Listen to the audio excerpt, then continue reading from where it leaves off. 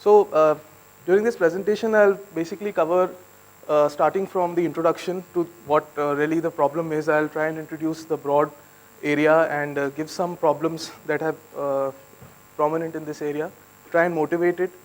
Then I'll come and try and give a very formal look into the news browsing problem and try and see what the past work really has tried to do.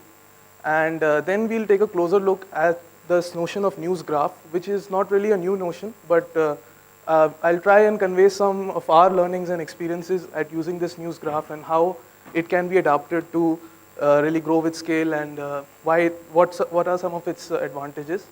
Then I'll come to the design and implementation of a system that we built as part of our project using news graphs as a backend. And I'll give a brief outlook of its features, and I'll, time permits, talk about some evaluation studies that we did, and hopefully try and give you a live demo as well. So news browsing today is a very popular activity on the internet. I mean, even today we had a few talks about how news browsing is an engaging activity. And it's both from the point of view of a user there is a proliferation of smartphones.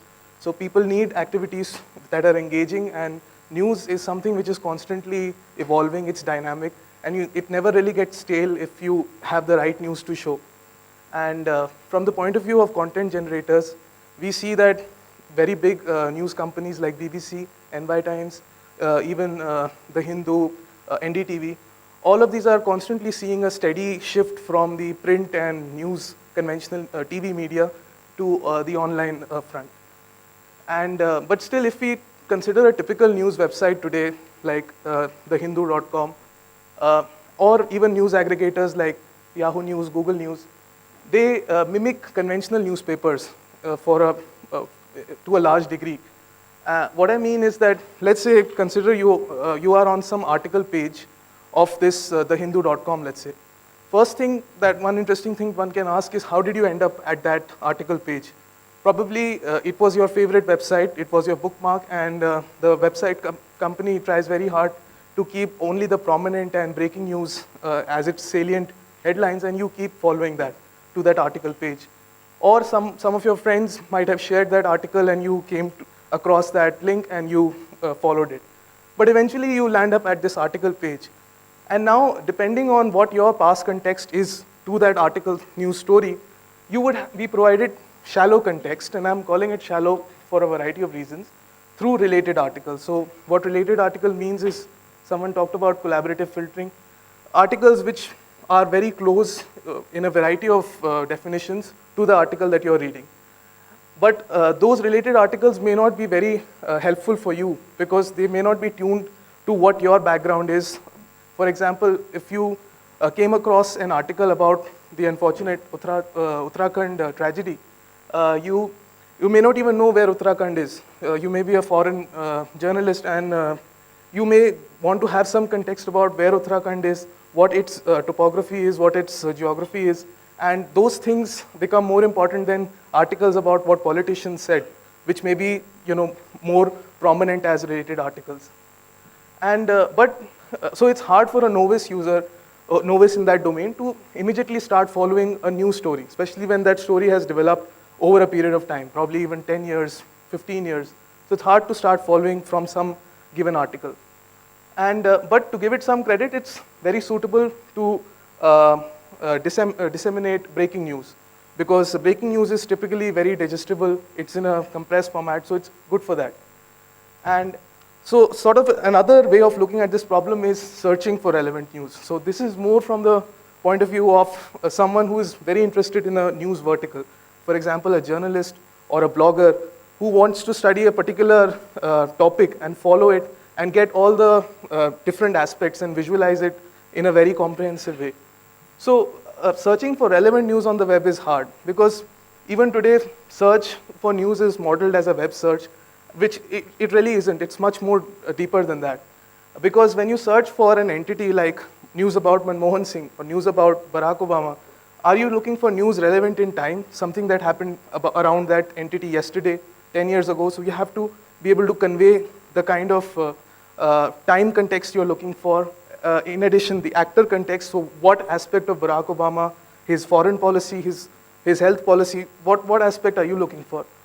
And news sites just return a list of ranked articles, which within themselves are very popular, but across these article links, there is almost no temporal or contextual coherence. So if you type in Manmohan Singh, you would get 10 results, but each of these would be of a different story, most probably, because, and those stories, and just looking at those article links would not give you a sense of the story.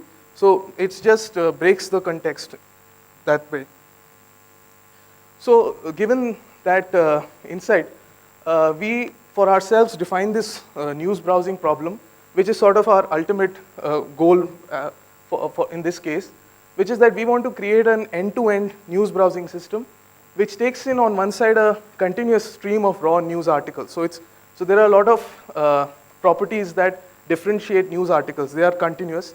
So there is they get published at a very rapid rate, but they are append only. And then they are raw news articles because typically at source, for example, NY Times, BBC News, they just publish these articles for their own purpose. So they don't think about from the point of view of an aggregator.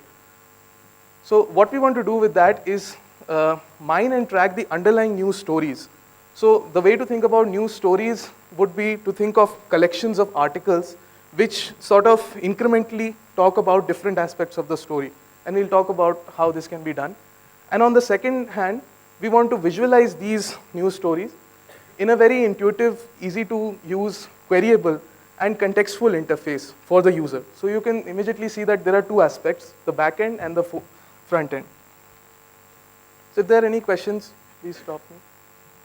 So very quickly, I'd like to go over the past work that has happened. So yeah.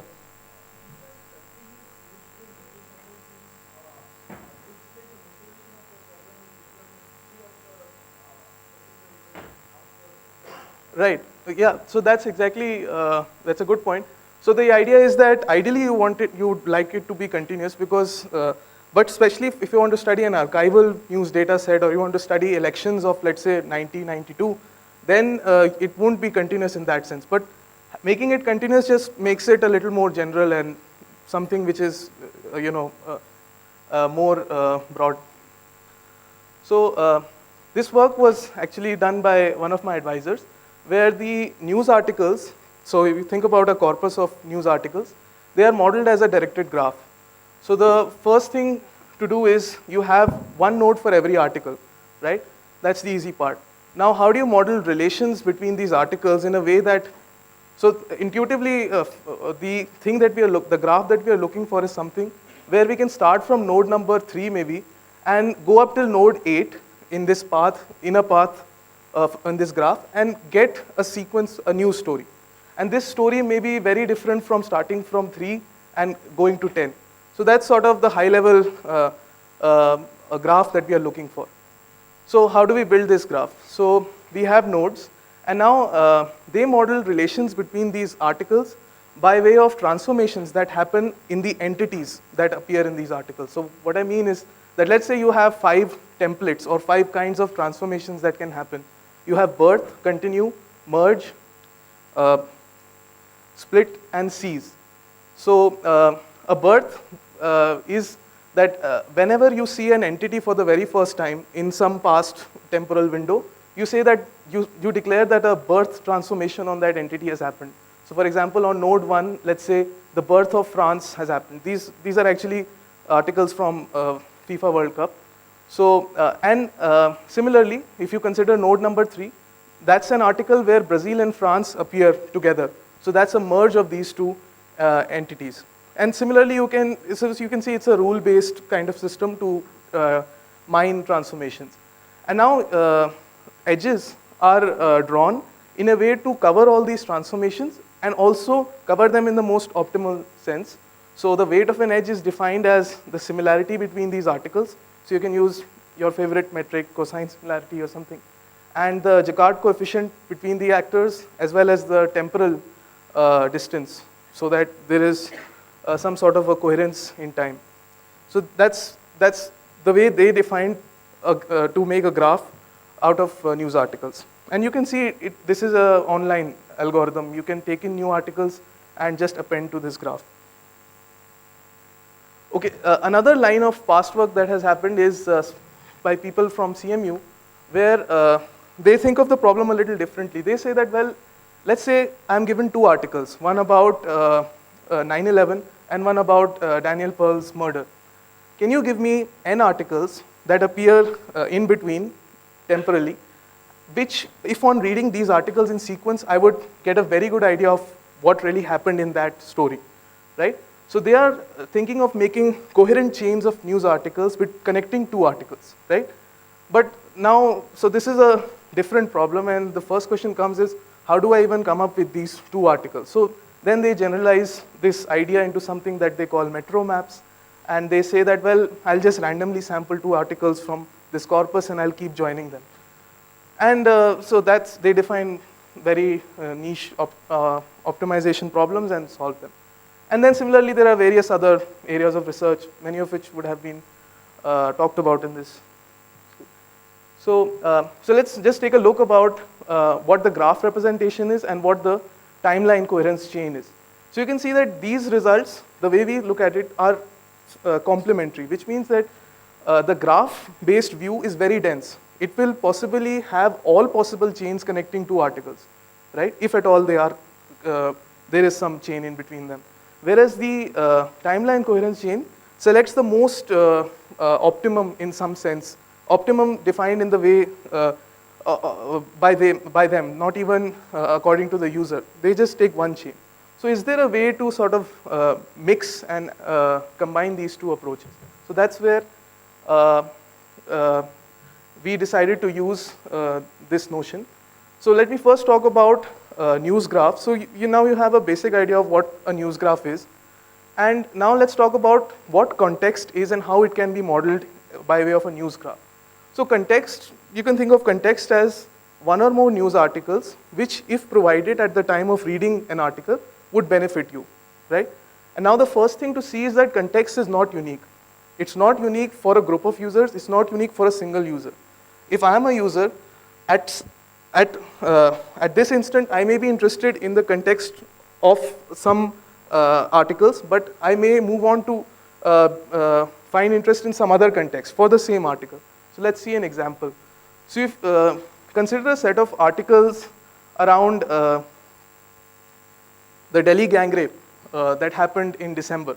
So in red, you find a set of articles that sort of take the story forward in terms of the medical condition of the victim, which is that what the psychiatrist said and what her condition is, etc.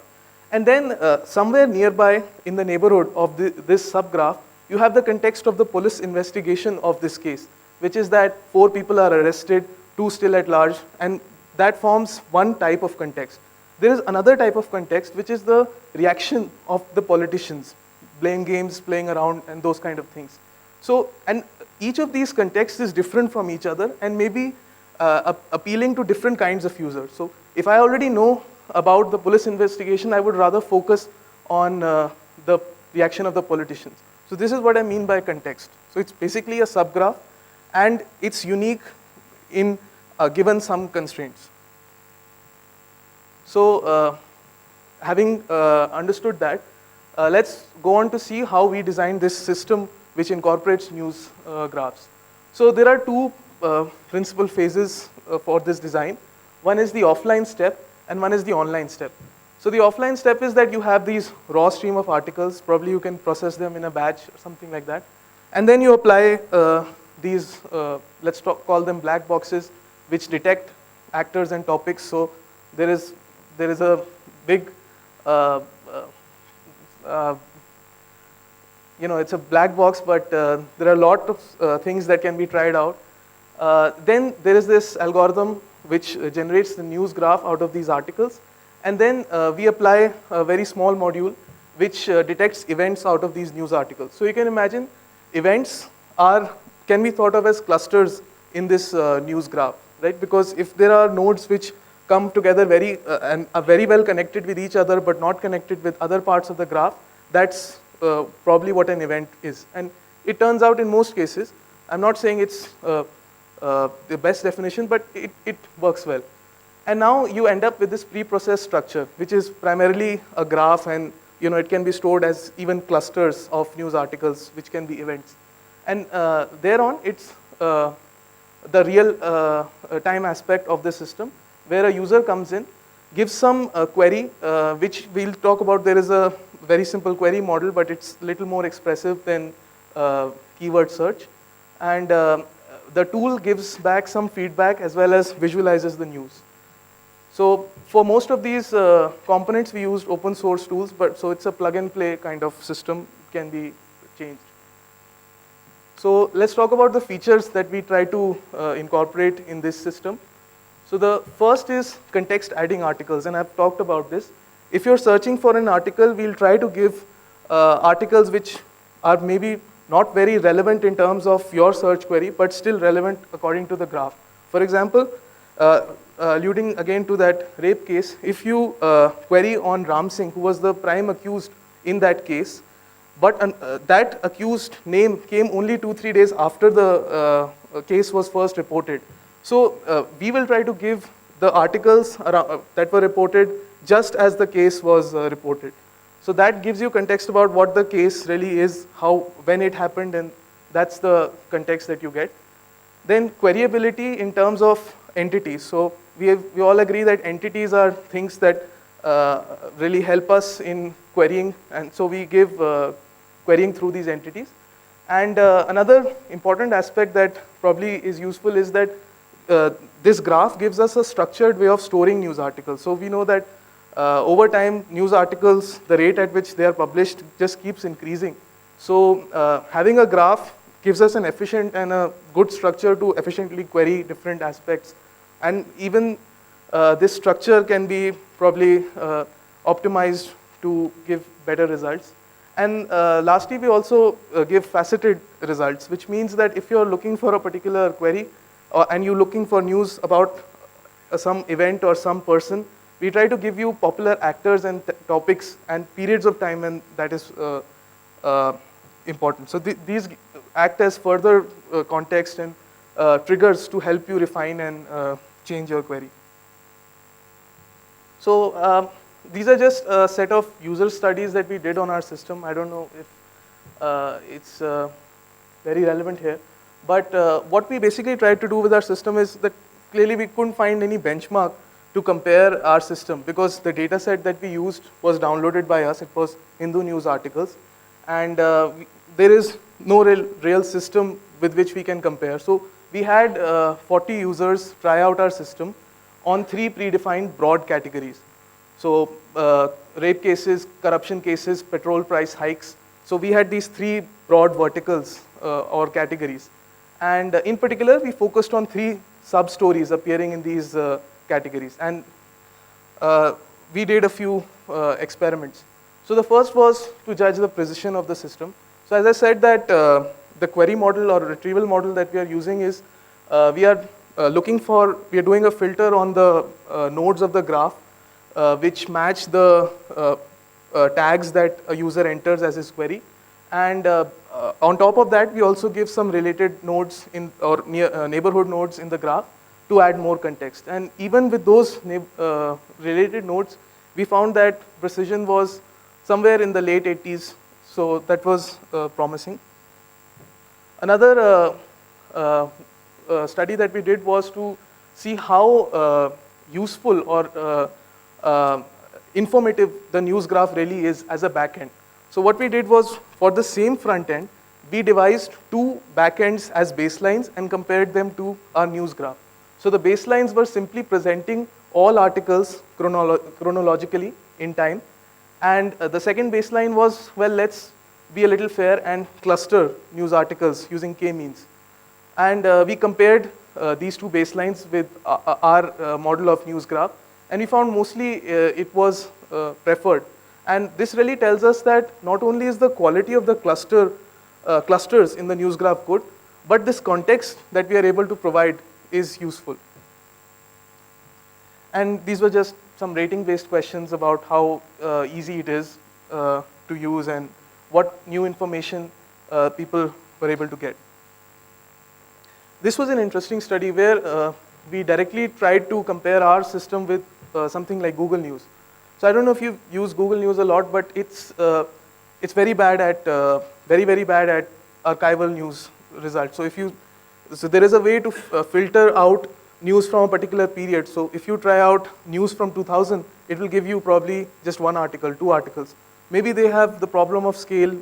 It tries to cache from 75,000 news sources, and maybe it really doesn't have any motivation of going into studying archival news data sets. But anyways, what we found was, what we did in this experiment was that for the same user, we gave him or her a particular story specific question. For example, do you have, so we had the user try out our system and then try out Google News. And we asked him a very specific question that, do you think you have enough information to write a summary of the interactions between two people, let's say Arvind Kejriwal and Robert Vadra? And we found that in most cases, so there was no case where they found just Google News to be favorable, except a few cases.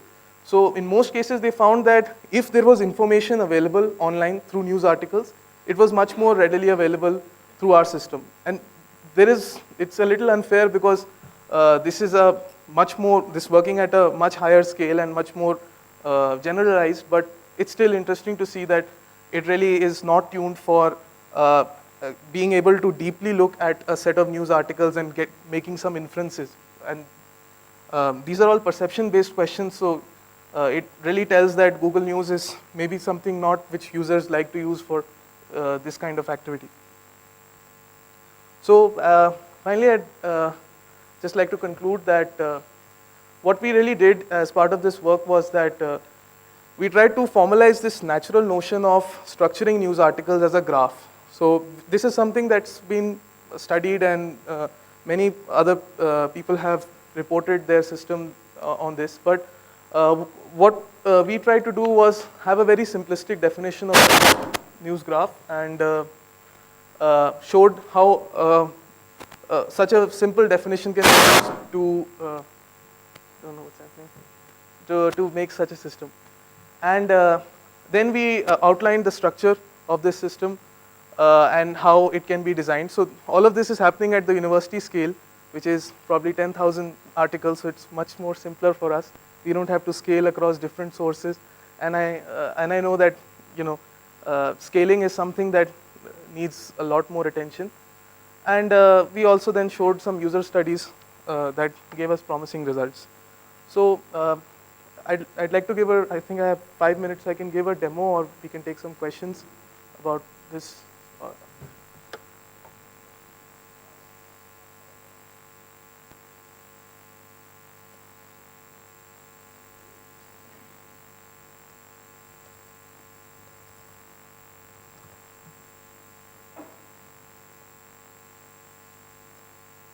So I don't know if the internet will work. If there are some questions in between.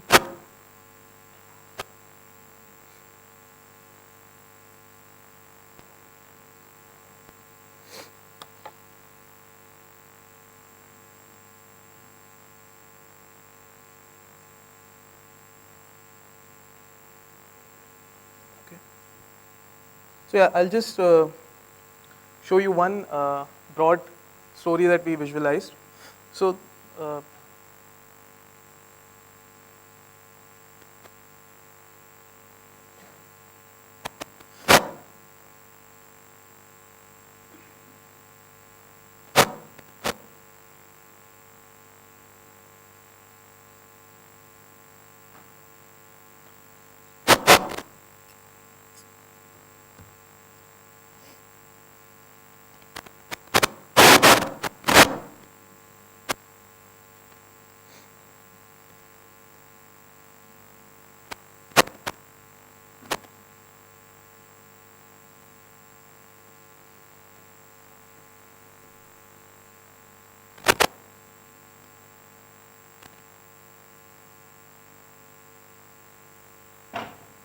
but a user can query basically on two verticals, entities which may be predominantly actors, people, and topics.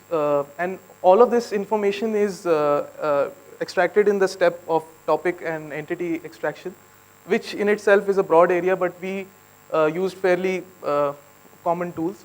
And so these tags are given as filters by the user, and he can optionally also specify date range in which he wants to study these news articles. And let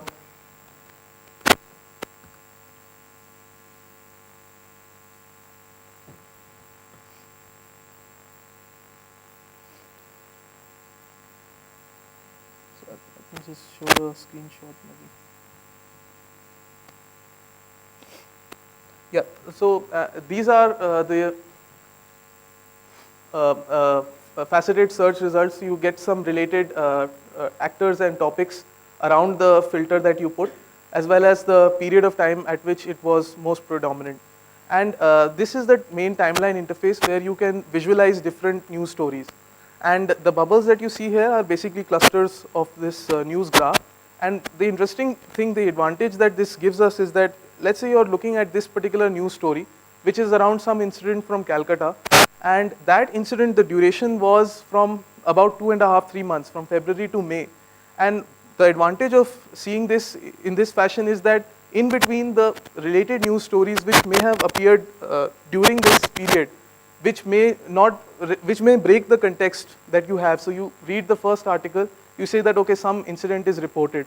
Then a few days later, you say that, okay, some people have been called for questioning. And then maybe 1 month later, you have the news article about the judicial result.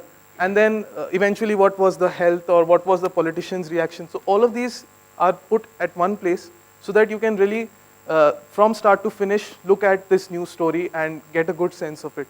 And you're not required to just start from an article in the middle and have go through different related articles which may be about incidents in other states or something else, and that breaks the context. And we also tried to factor in summarizer, where what we did was about these 4 or 5 articles, we create a summary which can give you a broad overview of what happened in these articles as a whole. So this basically takes care of incremental changes. So if the first article built a broad context and the second article just added a few figures, then we'll basically try and take the difference and just give you the important things that happened.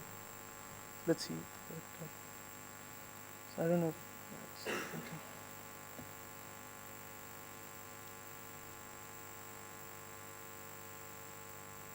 Yeah, so I guess if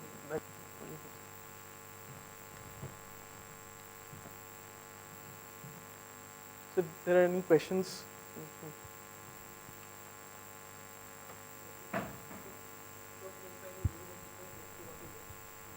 Okay. Yes. It's not.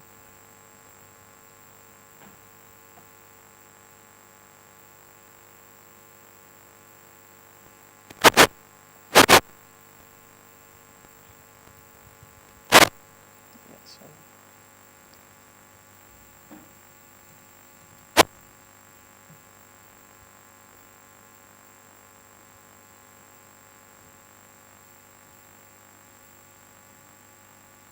Maybe I can send across this link so it's online. So hopefully, if the internet is working somewhere, can. I have a question with respect to your first experiment. Can you put up the slide again? Yeah, sure. Precision? Yeah, exactly. So I realize evaluation will only be covered tomorrow by George. But I was just wondering, so how are these tags, or filters as you call them, how are they selected, how are they created? How do you generate them? Okay. So yeah, I'm sorry I wasn't clear. So this experiment was basically done in this way that we selected these 3 stories, right? Robert Vadra. And so these are very specific stories, and we asked people who are well versed in this story to use our tool and just give queries in a way that would that they think would return good results. These are free form queries. Right. No, I mean these are filters using that filtering interface. The drop down thing. Yeah, yeah. And then they themselves rated each returned result as relevant or irrelevant. So 1, 0, and the precision was the number of we couldn't do recall because this was an unlabeled data set, and I mean, we couldn't have gone and studied each article, but precision was done from the users only, the ones who actually gave the query. They themselves ranked those results on relevancy. Okay. A small follow-up question. So you mentioned that you used different annotators, different kinds of annotators, right? Journalists and professors and Yeah, students. yeah. Did you observe any differences between them? Sure. Well, one was that students never sat for more than 10 minutes. So, but yeah, besides that, and students were, I mean, yeah, those were the anecdotal, but the journalists seem to enjoy this tool much more because they actually could relate to something that they did, that they do for a living. Because one problem with, or one sort of way the media companies, especially in India, work is that they manually annotate news articles, and it's very important for them to be able to have a tool to actually look through these articles and draw out different inferences at different times. So they found it to be a little more useful as compared, and probably their results or their conclusions were more believable to us. Just as a final observation, so the New York Times actually has a very rich So, query. yeah. So they have a 20-year data set. Exactly. So it might actually be nice to compare them to them as well. Yeah, so that's, we actually have that data set, but we decided to, because they don't have metadata as rich as Hindu news articles. So Hindu news articles have a very good topic hierarchy. So that really saved us the trouble of, or rather not the trouble, but the work of making topic hierarchies. Because the problem is, we've talked about this, Wikipedia and all, they're very good, but unless if you have a very good hierarchy and a good concept of what comes before what, it's very difficult to organize and present it to a user.